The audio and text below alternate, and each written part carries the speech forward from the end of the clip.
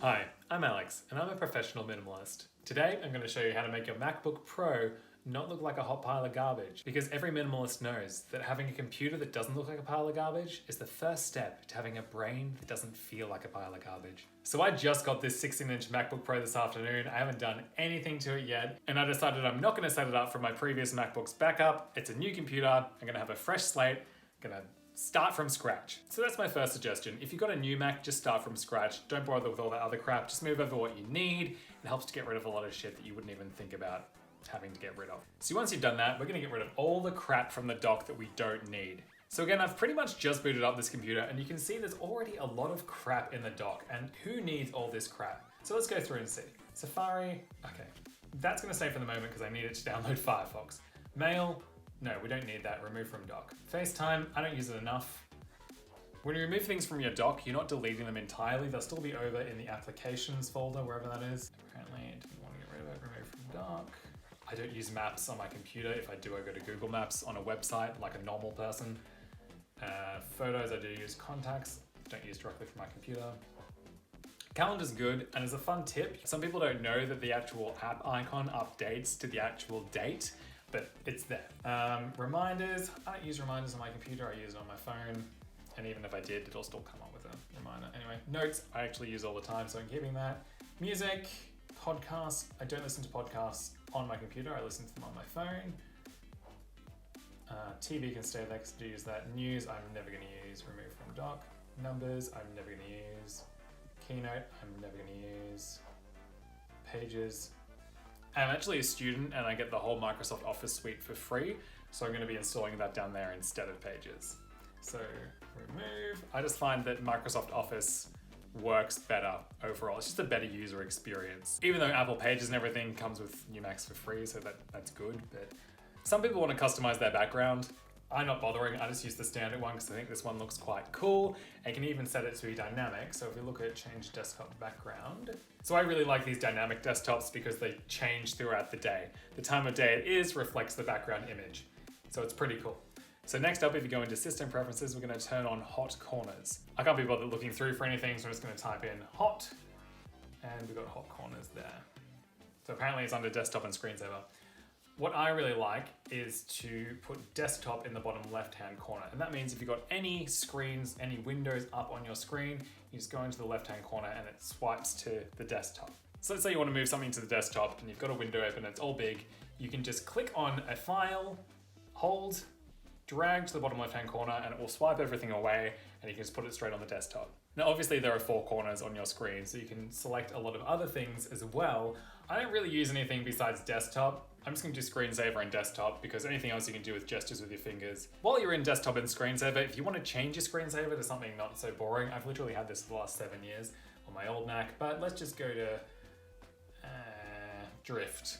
Drift looks cool. A lot of people are using these downloadable ones, but I don't really care. So in system preferences, we're gonna go to energy saver, and we're gonna increase this time before the computer goes into sleep mode because it's just not long enough, you know?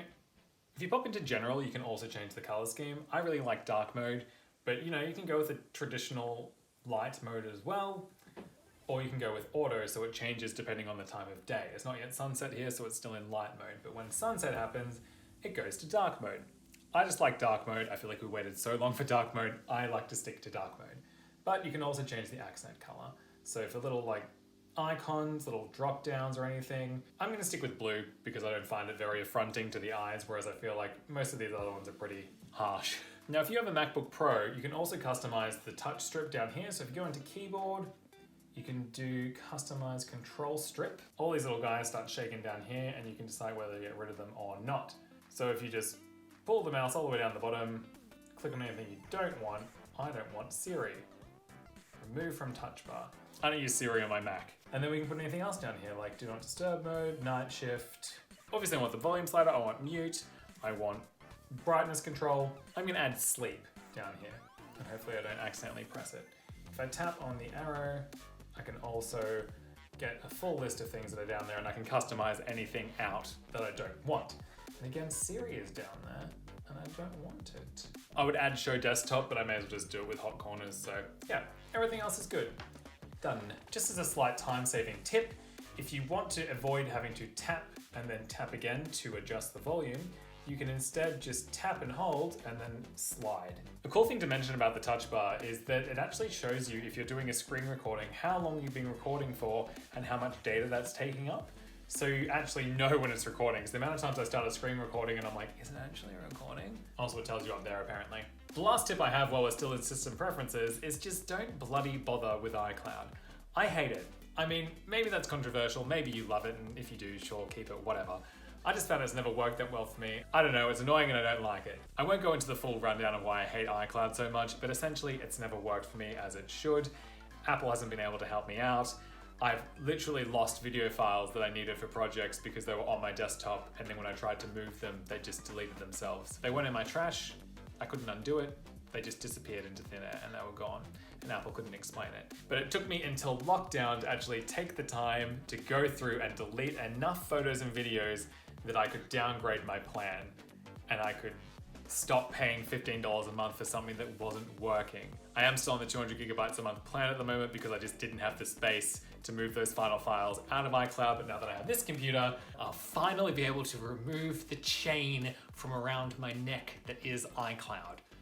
I really hate it, guys. General minimalism tip as well, just try to have as few monthly subscriptions or yearly subscriptions to things as you can, because they actually add up. You may think like, oh, it's only 12 bucks, it's only $8, but then when you look at how much you're paying monthly for different subscriptions, it'll add up. If you'd like to take a lot of screenshots or just generally store a lot of files on your desktop, then this is a tip for you. For demonstration purposes, I've just thrown some Duolingo screenshots onto the screen here.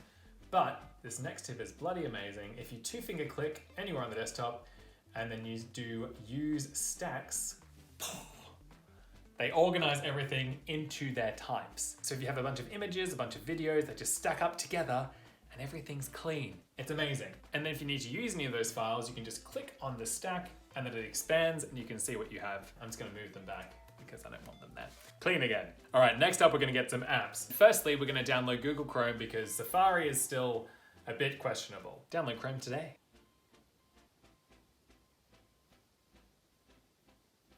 And now that we've downloaded Chrome, we can get rid of Safari. So now that I've got Chrome installed, there's a couple of cool Chrome add-ons that I like to use. The first one is Momentum. There it is. So click on that guy, add to Chrome, add extension. So Momentum is this cute little home screen thing for you, Google Chrome. It gives you a beautiful picture of some sort of scenery that changes every day. And this one's from Papsdorf, Germany. And it also gives you a little quote down the bottom, a motivational quote for you to live your life by. Beauty, but it's still quite minimalistic, you see. The second one I want to show you is Newsfeed Eradicator. Newsfeed Eradicator. If you're somebody who constantly finds yourself saying, I'm just going to jump on Facebook real quick just to check that time of the event, and then suddenly you found yourself sitting there for like 2 hours scrolling through an infinite bloody newsfeed, if you're one of those people, this is for you. It replaces your newsfeed with a motivational quote. So good. No more unintentionally squirreling your life away on Facebook. You're welcome. The other app that I like to install is VLC Media Player, because for some reason QuickTime still doesn't know how to open half the movie files that exist. Get your shit together, QuickTime. So while VLC is downloading, I'm going to download Premiere Pro and the Microsoft Office suite. So now that I've downloaded Premiere Pro and Microsoft Office, I'm going to delete all of my downloads and put them right in the bin because it's good to keep on top of things. I recently cleared out 7 years worth of downloads on my last MacBook and it was a time. So out of Microsoft Office and the Adobe suite, I only really use Premiere Pro all the time at the moment and Microsoft Word. So I've added both of them down into the dock. The rest of them are just sitting in the app somewhere. I don't need them all the time, so they don't need to be taking up space in my dock. Get out of my dock. Now my next tip is just a general one that I completely forgot about, which I usually do straight away. Go into System Preferences, go into Trackpad, and then you can do tap to click. It's quieter, I don't know, having to click in every time, it's annoying. I prefer to just tap. So much better. And my final tip, look at notifications. Do you really want notifications? No, they're annoying. If you're trying to keep things minimalist, you don't want to have a lot of distractions. So you probably know that up in Notification Center, you can get notifications, right? And they kind of go beep beep and they pop up here on the side of your screen. Annoying. So in the settings, you can go through and decide which apps you'll allow to send you notifications. Or you can just turn the whole lot off. Or you can set Do Not Disturb on and then you won't get notifications during certain times. But I don't really want them for anything. I'll get them for Creative Cloud just in case there's anything important, or if I'm doing something else while a video's rendering, it will tell me the rendering's finished, hopefully. FaceTime, yeah, because I want to know if someone's trying to FaceTime me. Games I don't really use. Mail can sod off. Yeah, the rest is fine. So there you have it. Now you have a beautiful Mac and a beautiful head.